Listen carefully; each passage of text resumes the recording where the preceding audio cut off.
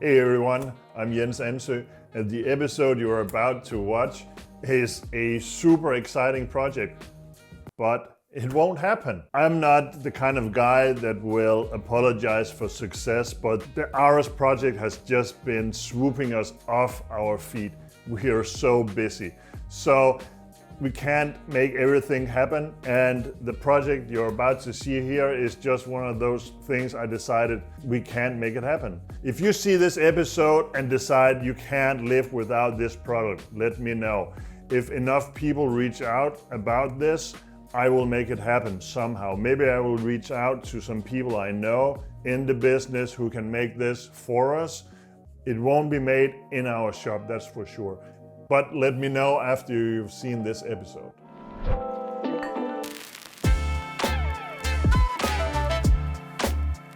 Hey everyone, I'm Anso, and right now we're in my design studio. Today's episode is a mix between a design process and hands-on working on a leather project.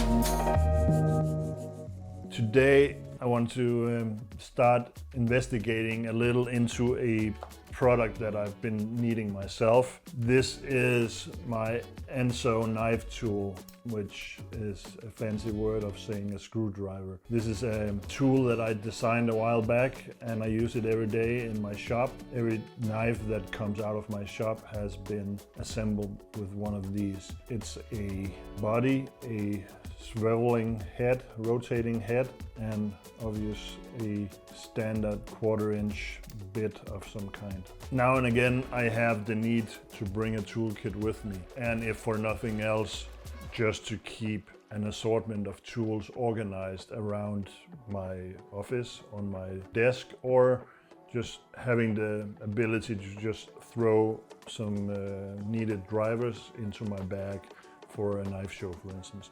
So what I've been wanting to do is I want to make a small tool roll that will hold 2 of these, a number of bits, and I'm not 100% sure yet if it needs to have the room for more than that.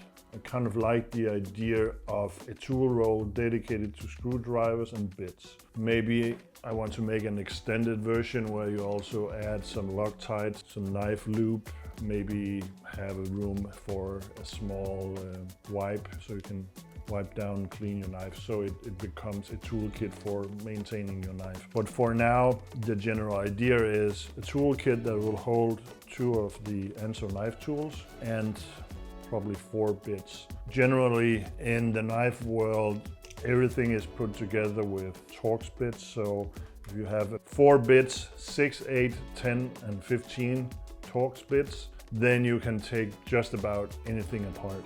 To begin the process, I've done a few thoughts of what I want this to be able to do. Hold the drivers, hold the bits, but other than that, I'm pretty vague in what I want to make today. I've worked with leather for close to 35 years by now, and my experience is mainly sheaths for knives, pouches, that kind of product. When I design a knife sheath, I know exactly what I need. I know pretty much what I want and how to get there. With a project like this, with a tool roll, I'm moving into uncharted water, for me at least. But I have a general idea what I want and what I definitely don't want. Today's process will have some elements of prototyping. I'm not going to focus on producing a finished product today, but I want to test out a few ideas and see what works and what I like and what I don't like. Among that process will mainly be around storing the items, but also choice of material. I don't have a huge amount of different leather available right now, but I will have an idea of if it needs to be thicker, softer, stiffer, whatever.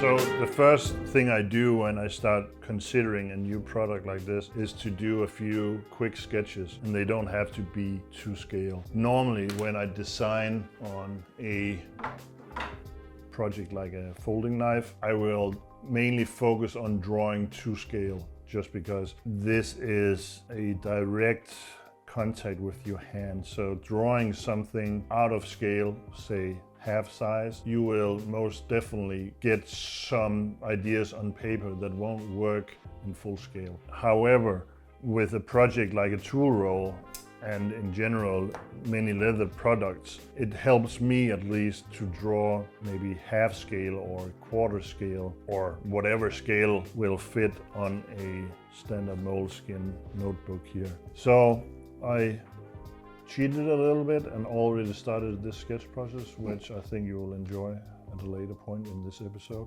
But I just roughly made out a very simple sketch about a tool roll that is just one piece of material that is just rolled together, and the other sketch is pretty much the same but with some kind of layer that will fold over before you roll it. Maybe this could become a pouch as well, but I have a general idea that I'm after something that will roll. I have here actually one of the only tool rolls that I own, one that started out as a Kickstarter project. I backed it, received one, and really enjoyed it and bought a few more of them. It's a super simple concept: piece of leather, some elastic band, and a rubber strap and a button here. So super simple, and I've generally been using these for pens and pencils. I like how you have easy access but also easy view of what you're bringing. I also use what in Danish is called et penalhus. I have absolutely no idea what this is. This is a tactical pouch for your pencils. Anyways, once you have a pouch where you can just put all your pencils in, well, first of all, you have to look for whatever you have in here, and it gets cluttered and you end up having all kinds of weird stuff out in the corners. With the tool roll, it's visually very easy to navigate and there's no excess.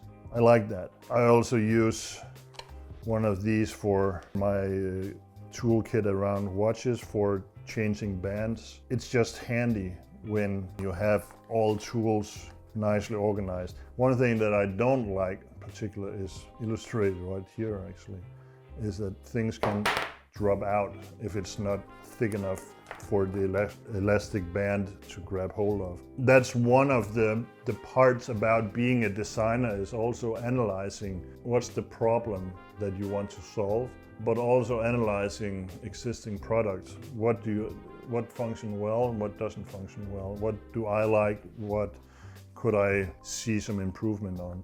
That's one of the things that I've been using in this process and realizing I want some kind of stitched pockets where the tools, where the bits will fit into. I think ideally also I want some kind of folded layer that keeps everything inside the tool roll. Maybe it will still shift around inside if it's being dropped in a bag, but at least I know that everything will be inside the tool roll.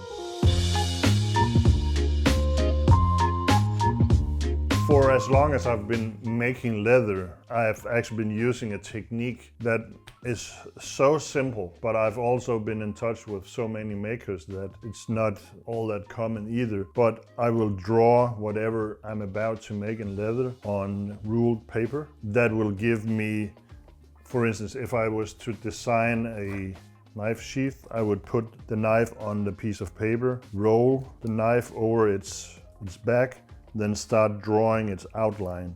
Roll it back, draw the outline. Actually fold the paper and cut it out with scissors.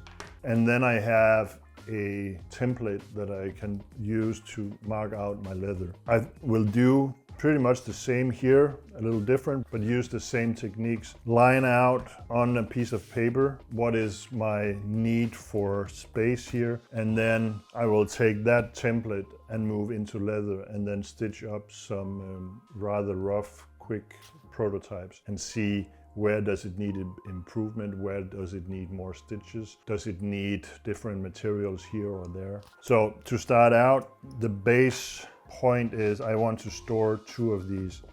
So I start out by trying to figure out how should they be stored next to each other. Would it make sense to have them orientated differently?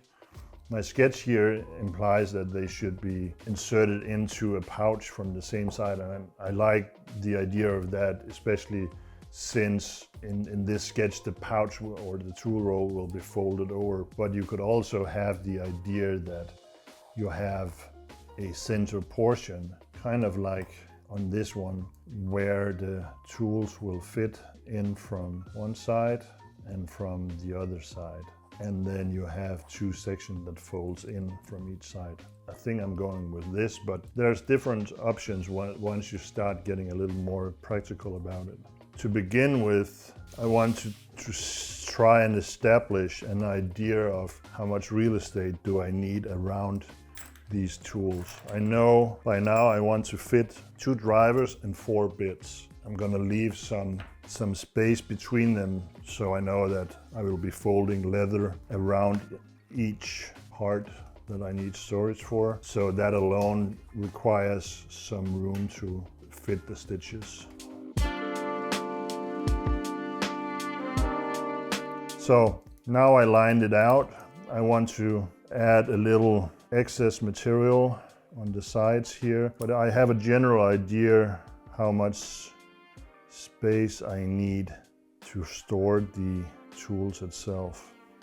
And the ruled paper just allows me to work within squares, and it just makes things much easier once I take this further.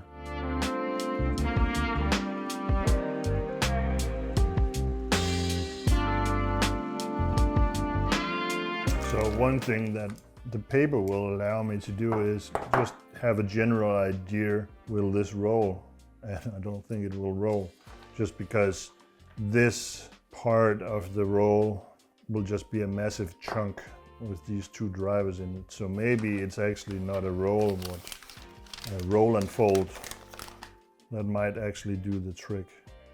So what I think I'll do is I will try and stitch out the first part of this before I cut the excess material off all the way, and then see where that leads us. But I think it's time to take this into some physical material.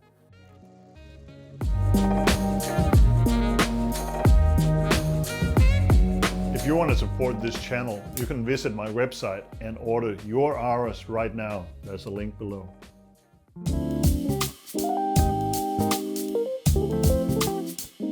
We are now in my leather workshop, or the corner of my showroom that is the leather workshop. I've never had a dedicated space only for leather before, so actually having been able to set this up now is just fantastic.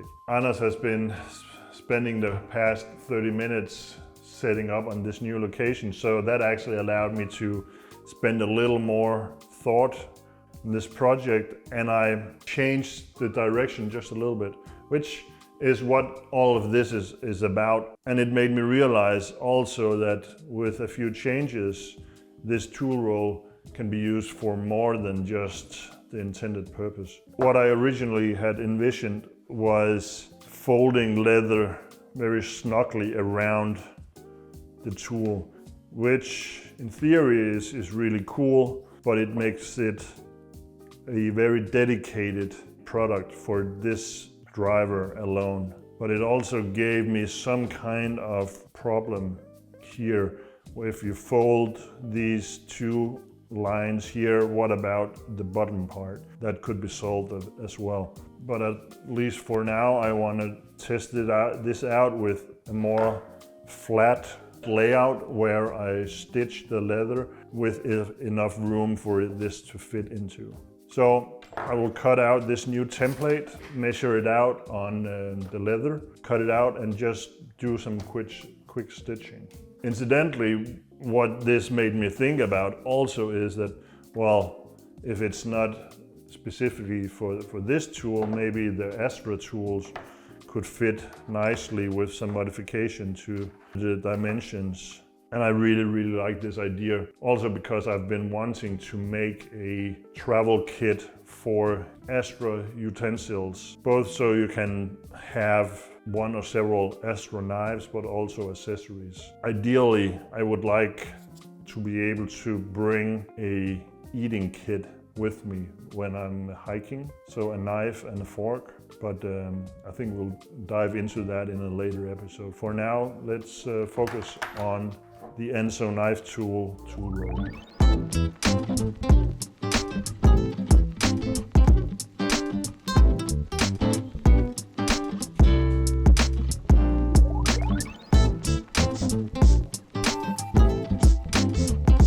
So now we're moving to the sewing machine. I'm just gonna quickly stitch up this fairly rough. Again, as I said, this is a quick prototype just to test the function and the size and see if it will fold as I want it to.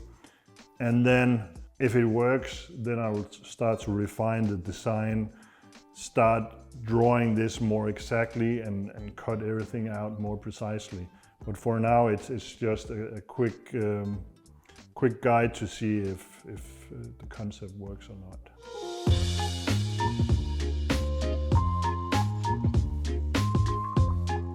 So, as you've seen by now, the speed of this sewing machine is dead slow, and it has a variable speed drive, and you can make it go crazy fast. This is the tempo that I'm comfortable with at the moment. So it's slow, but I can actually get my mind together in what's going to happen next, and that's why I'm running it this slow. If I had more experience using this, I would be running it much faster, but for now, this is plenty. You can also adjust the speed by how much you press on the foot pedal. I just like the fact that I can put it full speed and it won't go faster than this.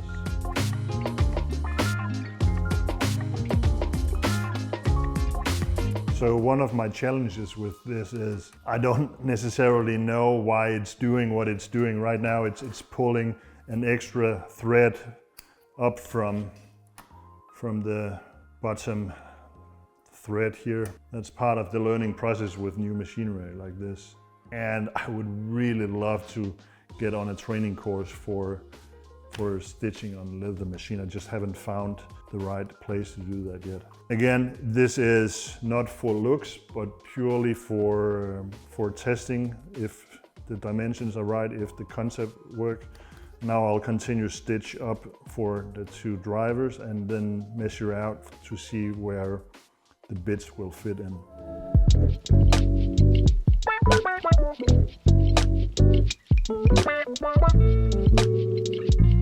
So now I just quickly stitch up part of the lineup here, and now I'm going to see how these will fit into the row and try and envision that this folds up. I think it's a project with room for some adjustment, but overall I like the direction that this is taking. For the purpose of this prototype, I'm not going to stitch it up for all four of the bits, but I will definitely see how much room I need to fit these in. I don't want to make a pocket that's so deep that you can insert the bit and having a hard time getting it out. So I will cut down on the leather here. I chose to work with these longer bits just because I have a better control than with shorter bits, and it's for the long bits that I'm designing this pouch. It should work for all 1/4-inch bits, but for this specific, I'm designing it for the longer variation. And again, I'm not worried about drawing on the leather itself, as this is purely a testing piece. I'm gonna continue stitching a little bit and see where that brings us.